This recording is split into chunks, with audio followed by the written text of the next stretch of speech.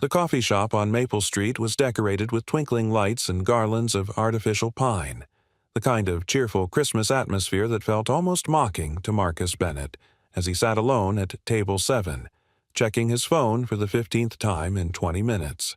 8:45 p.m. on Christmas Eve, and his blind date was officially 45 minutes late. Marcus was a tall black man in his early 30s with warm brown skin, kind eyes behind wire-rimmed glasses, and close-cropped hair that was beginning to show the slightest hints of gray at the temples. He wore his best navy sweater, the one his daughter Zoe had helped him pick out that morning, insisting it made him look distinguished but not old. Distinguished. At 34, raising a 9-year-old daughter alone for the past 6 years, Marcus often felt ancient. The barista, a young woman with candy cane earrings, gave him a sympathetic look as she wiped down the counter. He'd ordered a coffee an hour ago, nursed it until it went cold, then ordered another out of sheer embarrassment. His phone buzzed and his heart jumped before he saw it was just his sister Claire checking in. "How's it going?" her text read, followed by 3 hopeful emoji faces. Marcus typed back quickly, "Still waiting, probably getting stood up. Merry Christmas to me." The response was immediate. "Her loss. Come to our place. Mom made enough ham to feed an army." Marcus smiled despite himself, but the smile didn't quite reach his eyes. He'd spent 6 years focusing entirely on Zoe, building a life for the two of them after his wife Vanessa had walked out when their daughter was only 3 years old. 6 years of parent-teacher conferences alone, birthday parties where he was the only dad in a sea of mothers, dance recitals where he fumbled with bobby pins and hair gel, trying to create a bun that wouldn't embarrass his little girl. He was good at it now. The single dad thing. Great, even. Zoe was thriving. A bright, funny, compassionate kid who somehow managed to be well-adjusted despite having a mother who sent birthday cards maybe once every 2 years. But Marcus was tired. Tired of being alone. Tired of going to bed in an empty house after Zoe fell asleep. Tired of having no one to share the small victories and quiet worries with. Claire had set up this blind date 3 weeks ago with someone named Jennifer from her book club. "She's perfect for you," Claire had insisted. "Smart, funny, loves kids, works as a pediatric nurse. You two will have so much in common." If you're enjoying this deep dive into the story, hit the subscribe button and let us know in the comments from where in the world you are watching from today. Marcus had been skeptical but hopeful. After 6 years, maybe it was time. Zoe had been excited too, helping him get ready, spraying cologne on his wrists with the seriousness of a scientist conducting an important experiment. "You're going to have so much fun, Dad," she'd said, hugging him tight before Claire picked her up for a sleepover with her cousins. "And maybe you won't be so lonely anymore." Kids saw everything, even when you thought you were hiding it well. Now, sitting in the coffee shop with Christmas carols playing overhead and couples around him laughing and talking, Marcus felt the familiar weight of loneliness settle over his shoulders like a heavy coat. He checked his phone one last time. 9 p.m.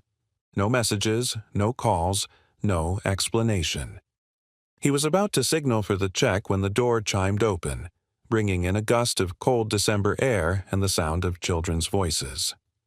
Marcus glanced up reflexively and saw 2 little girls, identical twins who couldn't have been more than 7 years old, with matching puffy winter coats and thick curly hair in neat braids. They were beautiful black girls with deep brown skin and bright, intelligent eyes that scanned the coffee shop with purpose. Behind them, no adult appeared. The twins stood in the doorway, letting cold air sweep in, looking around with determination. "Excuse me," one of the girls said, approaching his table with surprising confidence. "Are you waiting for someone?" Marcus blinked, caught off guard. I was, but I don't think she's coming." The second twin stepped forward, her expression serious. "What's your name?" Marcus Bennett." He looked past them toward the door. "Where are your parents? Are you here alone?" "I'm Jasmine," the first girl said, "and this is Jordan. We're 7.5. We're not supposed to talk to strangers, Jordan added quickly, but our mom sent us to find you. Marcus's confusion deepened. Your mom? I don't understand. Jasmine pulled out a small piece of paper from her coat pocket and studied it carefully. Marcus Bennett, 34 years old, single dad, works as a middle school history teacher, has a daughter named Zoe, who's 9. She looked up at him. Is that you? A chill ran down Marcus's spine that had nothing to do with the open door. How do you know all that? Our mom told us, Jordan said simply. She's outside. She wanted us to make sure you were the right person first. And that you weren't mean-looking, Jasmine added. You look nice, though. Kind eyes? That's what Mom always says to look for. Marcus stood slowly, his mind racing. Girls, I think there's been some kind of mistake. I'm supposed to be meeting someone named Jennifer, but that's our mom. Both twins said it simultaneously, their faces lighting up. Your mom is Jennifer?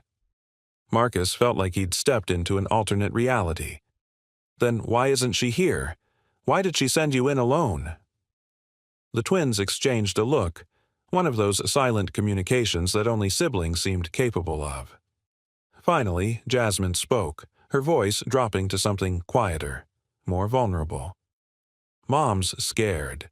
She's been sitting in the car for 20 minutes trying to get brave enough to come in. She really wanted to meet you, Jordan added. She got all dressed up and everything. But then she started crying and said she couldn't do it, that she was going to ruin everything, that you'd take one look at her and leave.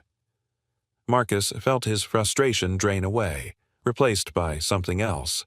Empathy. Understanding. Why would she think that? Jasmine bit her lip.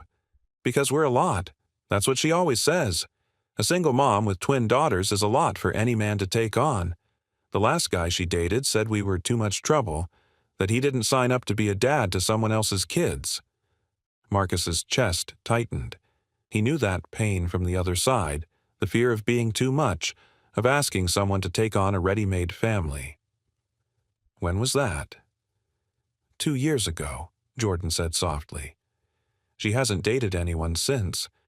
But Aunt Claire, your sister, she kept telling Mom that you were different, that you'd understand because you're a single parent, too. The pieces were clicking into place. Claire had told Jennifer about him, probably shared the sanitized version of his story, the strong single dad who had his life together. But she'd also told Jennifer's story to him, or at least tried to. Marcus suddenly remembered Claire mentioning that Jennifer was a single mom, but he'd been too nervous about the date itself to pay attention to the details. Where's your mom now? Marcus asked gently. Blue Honda in the parking lot, Jasmine said.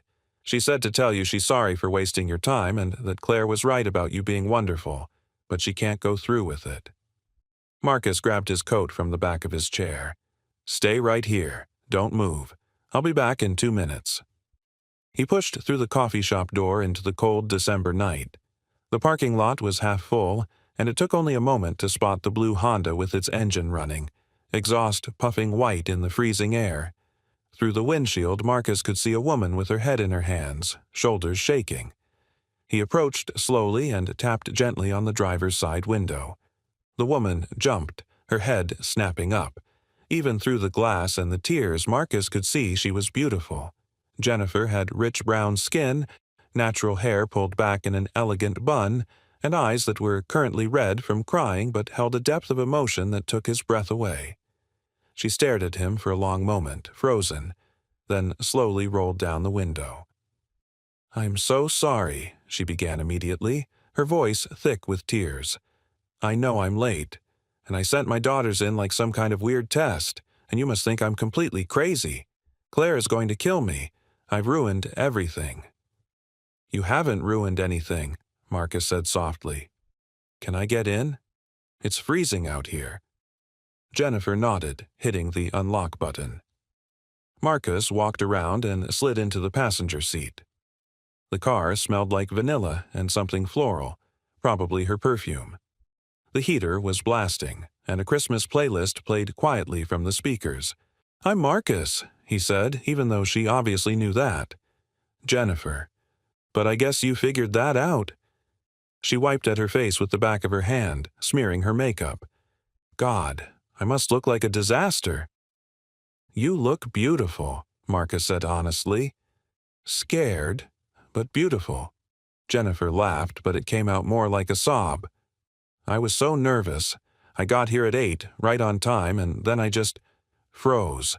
I sat in this parking lot convincing myself of all the reasons this was a terrible idea. That you'd see me with my twin daughters and run. That I'd be wasting your time. That I'd been out of the dating game so long I wouldn't even know how to have a normal conversation. For what it's worth, I was sitting in there convincing myself that I'd already been rejected, Marcus admitted. That I was the guy who gets stood up on Christmas Eve, which felt like some kind of cosmic joke. Jennifer looked at him, really looked at him, and something in her expression softened. You weren't getting stood up. I was just being a coward. You weren't being a coward. You were being a mom. Marcus adjusted his glasses, a nervous habit. Your daughters told me what the last guy said, about them being too much trouble. Jennifer's face crumpled. They told you that? Yeah. And I want you to know something right now, before we even go in there, before we have coffee or whatever this date is supposed to be. Marcus turned to face her fully. My daughter Zoe is my entire world. She's 9 years old, brilliant, funny, and the best thing that ever happened to me. Her mother left when she was 3, and for 6 years it's been just the two of us. He took a breath. I know what it's like to worry that you're asking too much of someone. I know what it's like to be scared that your kid is going to be seen as baggage instead of a blessing. But I also know that anyone who thinks children are too much trouble isn't worth your time. Those girls in there? They're not too much. They're exactly enough. And any man who can't see that isn't the right man. Jennifer was crying again, but these tears were different. Claire said you were special. I thought she was just being a good sister, talking you up. But she was right, wasn't she? I'm not special, Marcus said with a slight smile. I'm just a guy who knows what it's like to be terrified of dating because there's more at stake than just your own heart. They sat in silence for a moment, the car heater humming, Christmas music playing softly. Then Jennifer laughed, a real laugh this time, bright and genuine. We're quite a pair, aren't we? Both sitting here scared to death. Terrified, Marcus agreed. But your daughters are very brave.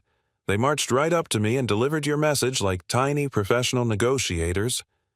Jennifer groaned. I can't believe I sent them in there. What kind of mother does that? The kind who raised confident, articulate, caring kids, Marcus said. They were protecting you, making sure I wasn't mean-looking before they let me near their mom. That's pretty amazing, actually. Jennifer wiped her eyes again, checking her makeup in the rearview mirror and wincing. I look terrible. My mascara is everywhere. There are napkins in the coffee shop. And honestly, Marcus met her eyes. I think you look real. Not terrible. Real. Which is better than perfect any day. Jennifer took a shaky breath. Okay. Let's do this. Let's go have the world's most awkward coffee date that started 45 minutes late and involved my children as intermediaries. Sounds perfect to me, Marcus said. They walked back into the coffee shop together, the cold air biting at their faces. Jasmine and Jordan had claimed a table near the window, and they jumped up excitedly when they saw their mother and Marcus entering together. Mom, Jasmine rushed over. You did it. You came in. We knew you could be brave, Jordan added, hugging Jennifer's waist. Jennifer looked down at her daughters with such fierce love that Marcus felt something shift in his chest. I'm sorry I made you go in alone, babies. That wasn't fair to you or to Marcus. It's okay, Jasmine said generously. He was nice, just like Aunt Claire said. They settled at a larger table, the 4 of them, and Marcus ordered hot chocolates for the twins and fresh coffees for Jennifer and himself. The initial awkwardness melted away faster than he'd expected. Jasmine and Jordan were natural chatterboxes. filling the space with stories about school, their Christmas wish lists, and a detailed explanation of why their hamster, Mr. Whiskers, was the smartest hamster in existence. "He can run through a maze in under 30 seconds, Jordan said seriously. "We timed him." "That's very impressive," Marcus said with equal seriousness. "My daughter Zoe has a cat named Professor Fluffington. He mostly sleeps and judges us." The twins giggled. "Professor Fluffington is a funny name," Jasmine said. "Zoe named him when she was 6, Marcus explained. "She was very into academics that year. Wanted to be a scientist." "What does she want to be now?" Jennifer asked. It was the first question she'd directed at him, and Marcus noticed how her hands wrapped around her coffee cup, still nervous. "An astronaut," Marcus said with a smile. "Or a veterinarian, or a chef. It changes weekly. She's 9, so she has time to figure it out." "The twins want to be marine biologists," Jennifer said. "They're obsessed with dolphins." "Dolphins are highly intelligent," Jordan informed him. "They have complex social structures and can recognize themselves in mirrors, which means they're self-aware." Marcus raised his eyebrows, impressed. "That's a pretty sophisticated understanding for 7-year-olds. 7.5, Jasmine corrected. The half is important. They talked easily after that, the conversation flowing from topic to topic. Marcus learned that Jennifer was indeed a pediatric nurse, that she'd been divorced for 3 years, that her ex-husband had moved to California and saw the twins maybe twice a year. Jennifer learned that Marcus taught 8th grade history, that he loved cooking but was terrible at baking, that his daughter was the reason he'd started growing his hair out because she'd asked him to donate it to children with cancer. "Really?" Jennifer's eyes widened. "That's incredibly sweet." Marcus shrugged, embarrassed. "Zoe has a big heart. She saw something on TV about kids losing their hair during treatment and decided we had to help. I'm about 6 months away from having enough to donate." "Dad looks funny with long hair," Jasmine whispered to Jordan, but loud enough for everyone to hear. Both twins dissolved into giggles. "I probably do," Marcus admitted with a laugh, "but it's for a good cause." The coffee shop began to close around them, staff wiping down tables and stacking chairs. Marcus checked his phone and was shocked to see it was nearly 10:30. They'd been talking for over an hour, and it had felt like minutes. "I should get these two home," Jennifer said reluctantly.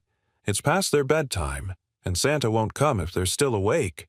"Santa isn't real," Jordan said matter-of-factly. "Jordan," Jasmine elbowed her sister, "don't ruin it." "We figured it out last year," Jordan explained to Marcus. "Mom still pretends, though, because she likes the magic of it." Jennifer laughed, covering her face with her hands. "My daughters, everyone. No secrets, no filters." "Zoe figured it out at 8, Marcus said. "But she still leaves cookies out because she says even if Santa isn't real, the cookies are a nice tradition." They gathered their coats and stepped out into the cold December night. The street was quiet, most shops closed, the world settled into that peaceful Christmas Eve hush. Snow had begun to fall, light flakes drifting down like tiny stars. "Thank you for not running away when 2 strange children approached you," Jennifer said as they walked to her car. "Most people would have called security or something." "They weren't strange. They were on a mission." Marcus smiled at the twins who were trying to catch snowflakes on their tongues. "Besides, I'm a teacher. I'm used to kids approaching me with all sorts of random questions." At her car, Jennifer hesitated, her hand on the door handle. "I had a really nice time tonight, despite the disastrous start." "The start wasn't disastrous," Marcus said gently. "It was honest, real. I'd rather have honest and real than perfect and fake. Would you?" Jennifer took a breath. "Would you want to do this again? Maybe with our daughters next time? I know it's unconventional, but they're a big part of my life and I don't want to hide that." Marcus felt warmth spread through his chest. "I'd like that. Zoe's been asking about meeting someone for ages. She's gotten it into her head that I need a girlfriend. The twins have been campaigning for me to date for over a Year, Jennifer admitted. They want a father figure, I think, even though I've told them I'm just fine on my own. Are you? Marcus asked softly. Fine on your own? Jennifer looked at him, snowflakes catching in her hair. I was. For a long time I convinced myself I was. But talking to you tonight I realized how lonely I've been, how nice it is to have adult conversation that isn't about work or school or what the twins need. I know exactly what you mean, Marcus said. I love Zoe more than anything in the world. But sometimes I miss having someone to share things with, someone who understands what it's like. They exchanged phone numbers, and Jennifer loaded the twins into their car seats. Before she closed the door, Jasmine called out, Marcus, are you going to be our dad's friend now? Jasmine. Jennifer's face flushed with embarrassment, but Marcus just smiled. I hope so. Your mom is pretty great. She is, Jordan agreed seriously. She makes the best pancakes and never gets mad when we accidentally spill things. As Jennifer drove away, the twins waving from the back windows, Marcus stood in the parking lot feeling something he hadn't felt in years. Hope. Real, genuine hope that maybe, just maybe, he didn't have to do this alone anymore. Christmas morning arrived with Zoe bouncing on Marcus's bed at 6 a.m., her natural hair wild around her face, eyes bright with excitement. Dad! Dad! Santa came! There are presents everywhere! Marcus groaned, pulling a pillow over his face. It's too early, Zoe. It's Christmas. She yanked the pillow away. No sleeping on Christmas. That's like against the rules. They spent the morning opening presents, eating too much candy from Zoe's stocking, and watching Christmas movies in their pajamas. It was their tradition, just the two of them, and Marcus treasured these quiet moments. But this year something was different. His mind kept drifting back to Jennifer and the twins, wondering what they were doing, if their Christmas was as peaceful as his. Around noon, his phone buzzed with a text from an unknown number. Then he realized it was Jennifer. Merry Christmas! The twins wanted me to send you this. Attached was a photo of Jasmine and Jordan in matching reindeer pajamas, holding up a sign that read, Thank you for being nice to our mom. Marcus laughed and showed Zoe, who'd been eyeing his phone curiously. Who's that? She asked. Remember how I told you I went on a date last night? Marcus said carefully. That's Jennifer and her twin daughters, Jasmine and Jordan. Zoe's eyes went wide. Twin daughters? Like 2 kids? Yep, they're 7.5. They wanted to make sure I was nice before they let me meet their mom properly. That's smart, Zoe said approvingly. You always tell me to be careful around strangers. Did you pass their test? I think so, Marcus said with a smile. They seem to like me. Are you going to see them again? Marcus hesitated, unsure how much to share. But Zoe was looking at him with such open curiosity, such hope, that he decided on honesty. I'd like to, if that's okay with you. We talked about maybe getting together, all of us, so you could meet them. Zoe was quiet for a moment, processing. Then she asked, Do you like her, Jennifer? I do, Marcus admitted. I like her a lot. But you're the most important person in my life, Zoe. If you're not comfortable with me dating, we can keep things the way they are. Zoe climbed into his lap, something she didn't do as often now that she was getting bigger. Dad, you've been lonely. I know you try to hide it, but I can tell. Sometimes I hear you at night watching TV by yourself, and you sound sad. Marcus's throat tightened. I didn't know you noticed that. I notice everything, Zoe said seriously. You take care of me all the time. You should have someone to take care of you too, someone besides me. You take care of me plenty, Marcus said, hugging her tight. You're my best friend. I know, but I'm your daughter. That's different. Zoe pulled back to look at him. I want you to be happy, Dad. Really happy, not just okay happy. Marcus felt tears prick his eyes. When had his little girl become so wise? When did you get so grown up? I've always been this grown up, Zoe said with her characteristic confidence. You just don't notice because you're old. I'm 34.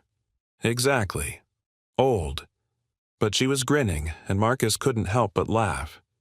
He texted Jennifer back, including a photo of Zoe making a silly face. My daughter Zoe says to tell your daughters Merry Christmas and that she approves of me dating you. Apparently I've been lonely and sad. Jennifer's response came quickly. My daughters told me the exact same thing about me. Maybe they're smarter than we are. Definitely smarter than we are, Marcus replied. They texted throughout the day, sharing photos of Christmas dinner preparations, comparing notes on their daughter's favorite presents, and making tentative plans to meet up after the holiday rush calmed down. If you find this story engaging, please take a moment to subscribe and enable notifications. It helps us continue producing in-depth content like this. 2 days after Christmas, Marcus and Zoe met Jennifer and the twins at a local park. It was one of those perfect winter days, cold but sunny, the world still covered in a layer of pristine snow. Zoe had been nervous all morning, changing her outfit 3 times and asking repeatedly if her hair looked okay. You look beautiful, Marcus assured her for the 10th time, and they're going to love you, just like I know you're going to love them. But when they arrived and saw Jennifer and the twins building a snowman near the playground, Zoe grabbed Marcus's hand tightly. What if they don't like me? Then they have terrible taste, Marcus said gently. But I promise you, they're going to think you're amazing. Jasmine spotted them first. Marcus, you came. She ran over, Jordan right behind her, and then they both stopped short when they saw Zoe. Hi, Zoe said shyly. I'm Zoe. We know, Jasmine said. Your dad told our mom all about you. He said you want to be an astronaut. Or a vet, Zoe added. I haven't decided yet. That's smart to keep your options open, Jordan said seriously. Do you like dolphins? Sure, I like all animals. Good, Jasmine declared. Because if you didn't like dolphins, we couldn't be friends. Come help us build our snowman. He needs arms, but we can't find good sticks. Just like that, the ice was broken. The 3 girls ran off toward a cluster of trees, hunting for perfect snowman arms, their voices carrying across the snowy park. Jennifer walked over to Marcus, her cheeks pink from the cold. Well, that went better than expected. Kids are resilient, Marcus said, watching the girls work together, Zoe's taller frame helping her reach branches the twins couldn't access. They don't overthink things the way we do. True, Jennifer stood beside him close enough that their shoulders almost touched. I was so nervous this morning. The twins kept asking if Zoe was going to like them, if they should bring toys to share, if they should tell her about Mr. Whiskers, or if that would be weird. Zoe changed her outfit 3 times and made me promise that if things went badly, I'd take her for ice cream immediately. They laughed, and the tension between them eased. They walked over to where the girls were constructing what was turning into an impressively large snowman, Zoe taking charge of the architecture while the twins provided creative direction. He needs a scarf, Jordan declared, and a carrot nose. And a top hat, Jasmine added. All proper snowmen need top hats. I don't think any of us brought a top hat, Zoe pointed out reasonably. Then we'll make one from snow, Jasmine decided. Jordan, start packing snow. We need a cylinder shape. Marcus and Jennifer watched their daughters work together, the 3 of them falling into an easy rhythm. At one point, Zoe lifted Jordan up so she could place the stick arms at the right height, and Marcus saw Jennifer's eyes get misty. You okay? He asked quietly. Yeah, Jennifer wiped at her eyes. They've never really had anyone besides each other. Their father isn't around much, and we don't have a lot of family nearby. Seeing them connect with Zoe so easily, it's just... I know, Marcus said, understanding completely. Zoe's been the same way. Her mother's parents live across the country, and my family is small. She's used to being the only kid at most gatherings. They spent the afternoon at the park, the girls playing while Marcus and Jennifer talked, sitting on a cold bench but not really noticing. They talked about everything: their jobs, their fears about raising daughters in the modern world, their favorite books and worst movies. Jennifer told him about her nursing shifts, the heartbreak of sick children, and the joy of watching them recover. Marcus told her about his students, the ones who struggled and the ones who soared, and how teaching history meant teaching empathy, helping kids understand that every person in every era was just trying to do their best with what they knew.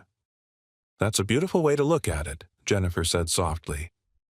"I think understanding the past helps us be kinder in the present," Marcus replied. "Everyone's fighting battles we don't know about. Everyone's doing the best they can, even when it doesn't look like much from the outside." Jennifer looked at him, really looked at him, and Marcus felt his breath catch. "Claire was right about you," she said. "You really are something special."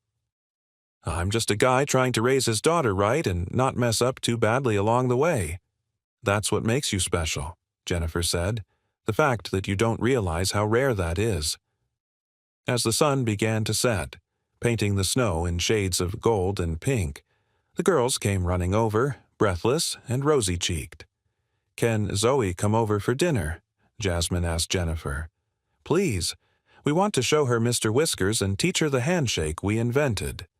"And she needs to see our dolphin collection," Jordan added. "It's very impressive." Jennifer looked at Marcus questioningly.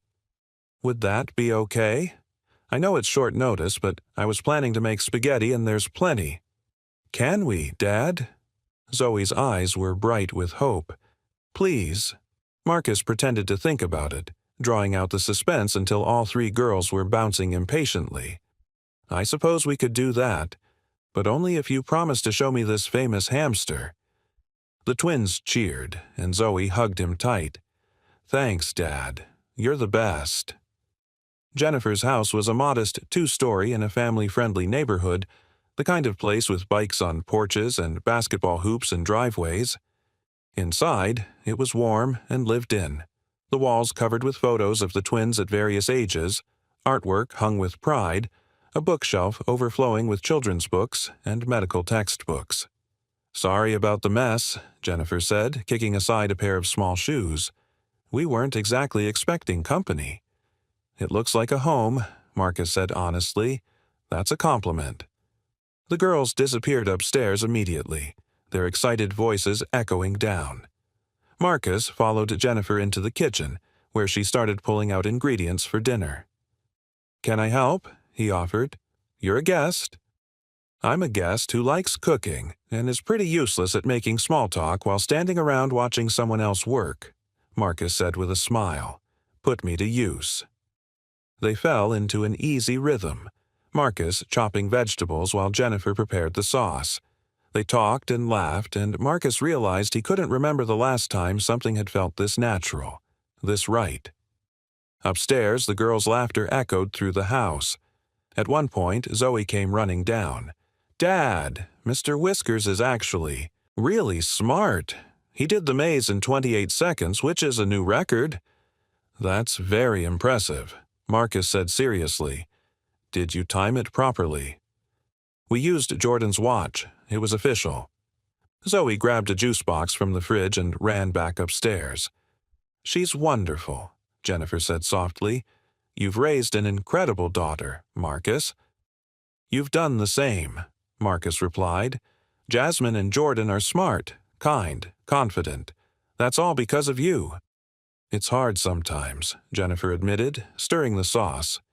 "Raising them alone, making every decision by myself, wondering if I'm doing it right, if they're getting enough, if I'm enough."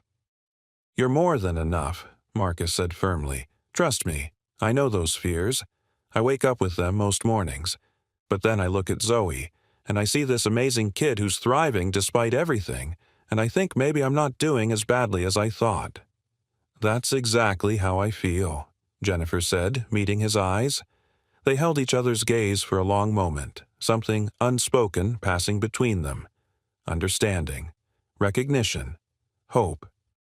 Dinner was chaotic in the best way. All 5 of them crowded around Jennifer's kitchen table, the girls talking over each other, laughter filling the spaces between sentences.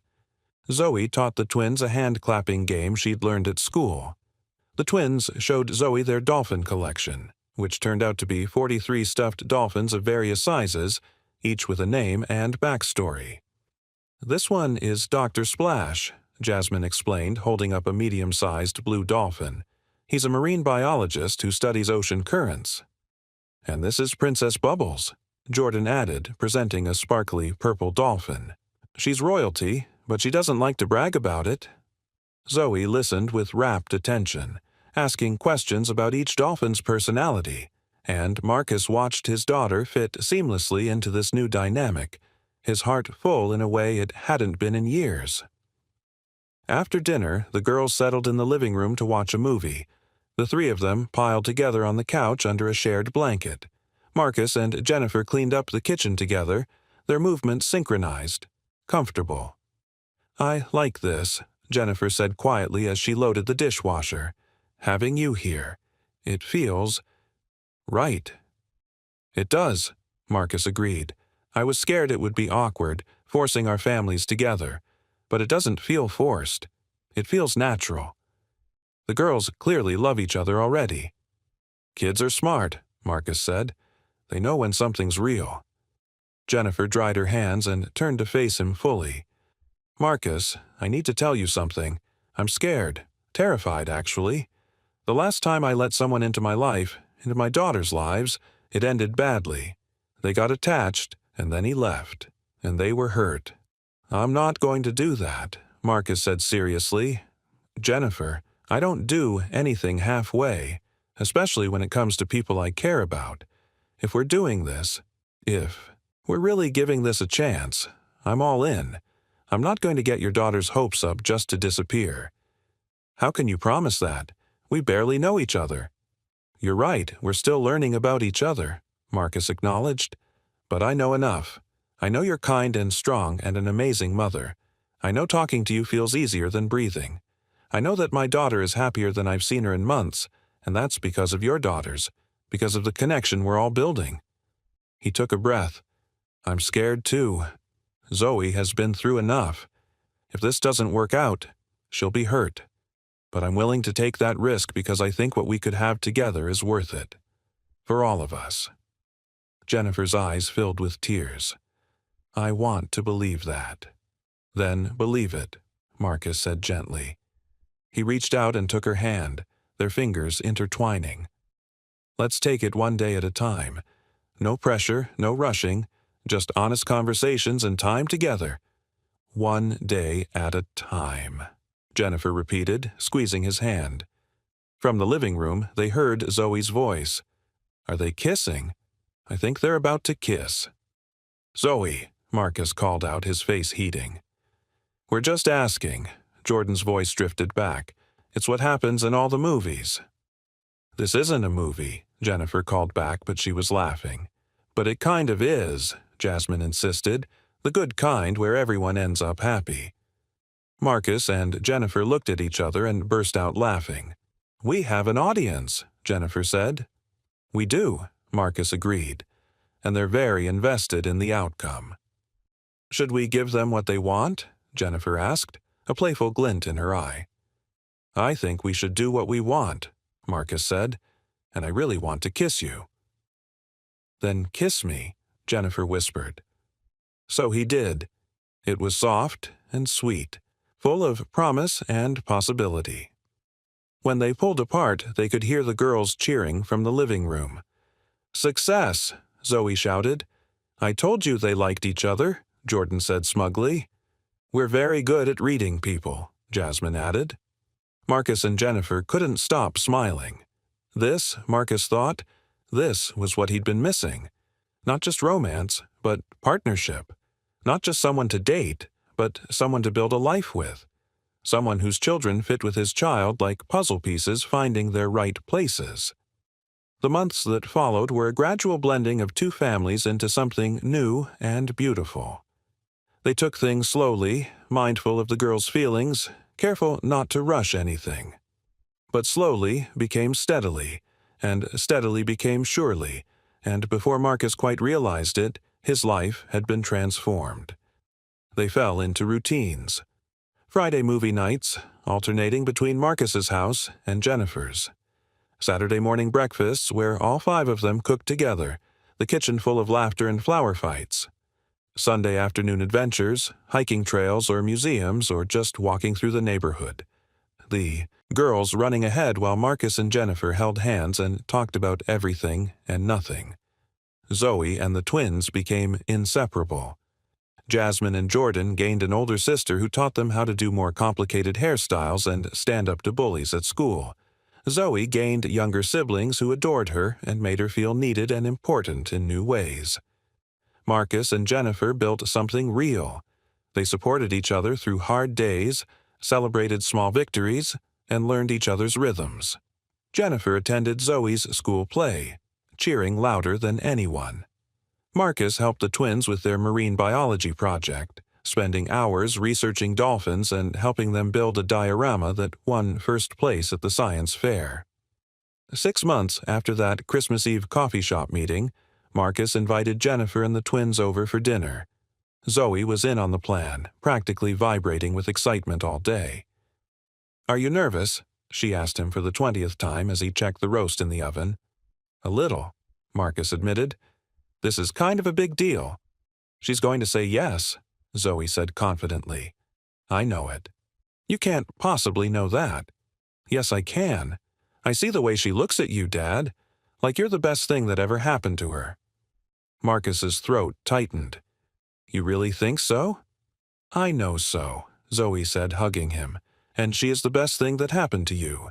Well, besides me."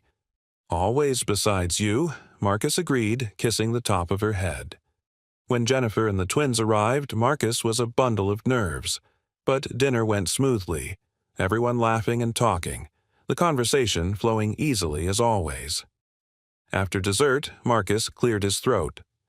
"I have something I want to say," he began. "To all of you, actually." 4 pairs of eyes focused on him. Jennifer looked curious, the girls excited. 6 months ago, I got stood up on a blind date, Marcus said.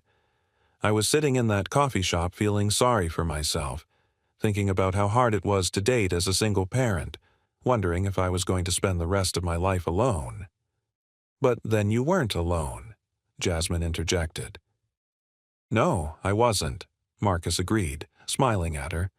2 very brave girls came up to me and asked if I was waiting for someone, and even though their mom was too scared to come in at first, she found her courage, and everything changed.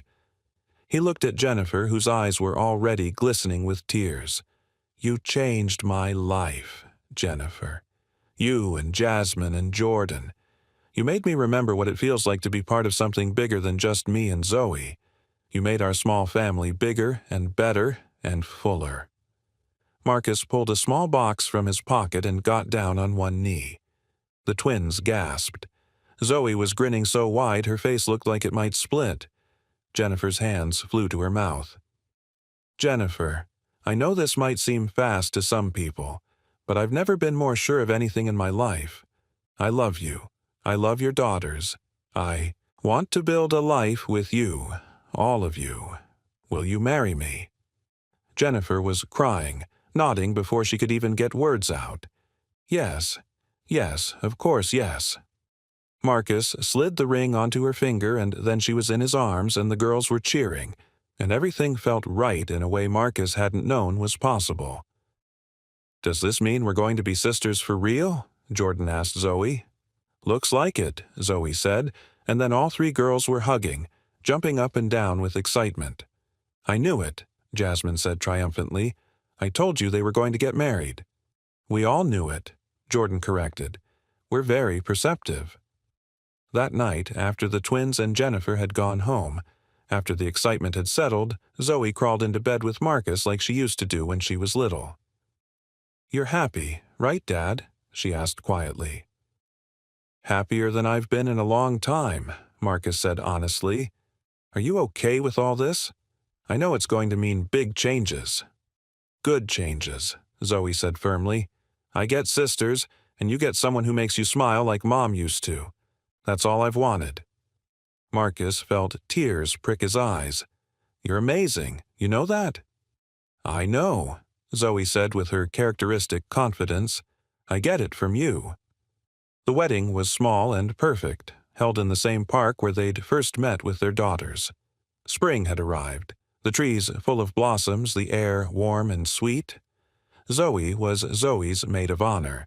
The twins were flower girls, taking their job very seriously, distributing petals with mathematical precision. Claire, who'd set the whole thing in motion, cried through the entire ceremony. "I knew you two were perfect for each other," she said at the reception. "The moment Jennifer told me about her disastrous dating history and her amazing twin daughters, I knew. I just knew." "Thank you," Jennifer said, hugging her tight. "Thank you for not giving up on me, for making me go on that blind date even when I was terrified." "Thank you for being brave enough to show up," Claire said. "Even if it took you 45 minutes to get out of the car." Marcus's vows made everyone cry. "You taught me that it's never too late for a second chance," he said, his voice thick with emotion. "That families come in all shapes and sizes, that love can bloom in unexpected places. You took my small, quiet life and filled it with noise and laughter and chaos and joy. You made me believe in magic again." Jennifer's vows were just as moving. "You saw me on my worst day, scared and crying in a parking lot, and you didn't run. You stayed. You showed me that strength comes in many forms, that real love isn't about being perfect, it's about being real. You loved my daughters before you loved me, and that told me everything I needed to know about who you are." When they kissed, the girls cheered louder than anyone. At the reception, Marcus found himself standing at the edge of the dance floor, watching his new family. Zoe was teaching the twins a complicated dance move, all three of them laughing. Jennifer was talking with her colleagues from the hospital, her face radiant with happiness. His family, not just his daughter anymore, but daughters, plural.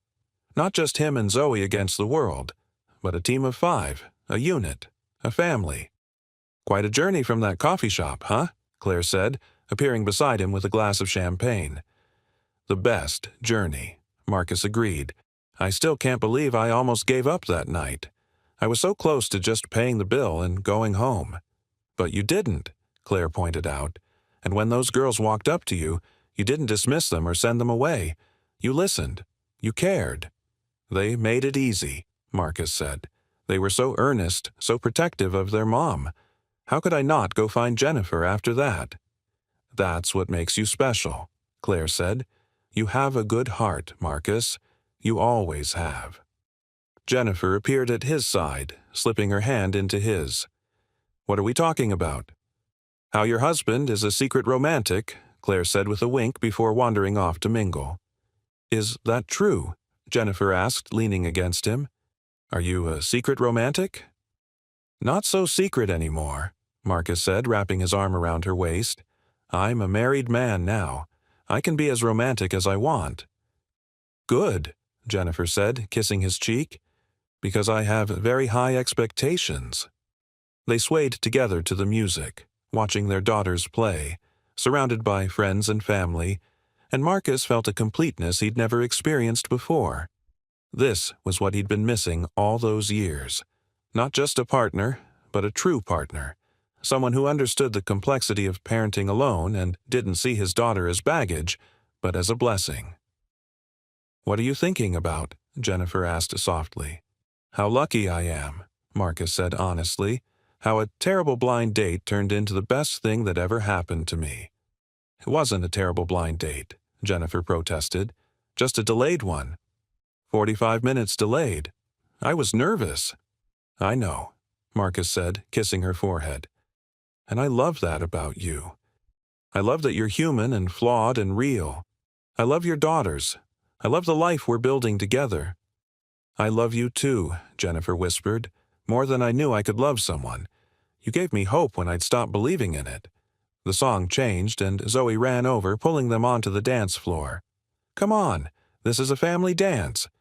Jasmine and Jordan joined them, and suddenly it was the 5 of them, dancing in a circle, laughing and spinning and celebrating. Other guests joined in, but Marcus only had eyes for his family, his wife, his daughters. Later that night, after the reception had ended and the girls had finally crashed from their sugar high, Marcus and Jennifer stood on the porch of what was now their shared house, looking up at the stars. "I keep thinking about that night," Jennifer said quietly, "sitting in my car in that parking lot, convinced I was going to ruin everything. If the twins hadn't pushed me, if they hadn't gone in to find you, I would have just driven away." "But you didn't," Marcus pointed out. "And even if you had, I would have found you. Claire would have given me your number, and I would have called, and I would have convinced you to give me a chance." "You sound very certain of that." "I am," Marcus said firmly, "because some things are meant to be. Some people are meant to find each other. We were meant to find each other, Jennifer. You and me and our 3 amazing daughters." Jennifer turned to face him, her eyes shining with unshed tears. "I used to think I had to do everything alone, that asking for help or letting someone in was a weakness. But you taught me that strength comes from connection, that we're better together than we are apart." "We're a team now," Marcus said. "Whatever comes, we face it together. The good, the bad, all of it." "Together," Jennifer echoed. They kissed under the stars, 2 people who'd been broken by life but had found each other and become whole. 2 single parents who'd been terrified of dating but had taken a chance on love. 2 families who'd become one, bound not by blood but by choice, by commitment, by the fierce love of parents who would do anything for their children. Inside the house, the girls were sleeping peacefully, Zoe in her room with the twins in sleeping bags on the floor. They'd insisted on a sisters' sleepover to celebrate, even though they'd be living together now. In sleep, their faces were peaceful, innocent, full of dreams. This was what Marcus had been working toward all those years, even when he hadn't known it. Not just a partner, but a family. Not just someone to date, but someone to build a life with. Someone whose children fit with his child like they'd always been meant to be siblings. That night in the coffee shop, when he'd been sitting alone feeling sorry for himself, he'd had no idea that his life was about to change forever. He'd had no idea that 2 brave little girls were about to march up to him and deliver a message that would lead to love. He'd had no idea that the woman sitting in the parking lot, too scared to come inside, would become his wife, his partner, his everything. But that's how life works sometimes. The best things come when you're not looking for them. The greatest love stories start with the simplest moments, and sometimes getting stood up on Christmas Eve is actually the beginning of the greatest gift you could ever receive. Thank you for watching. For more detailed historical breakdowns, check out the other videos on your screen now, and don't forget to subscribe.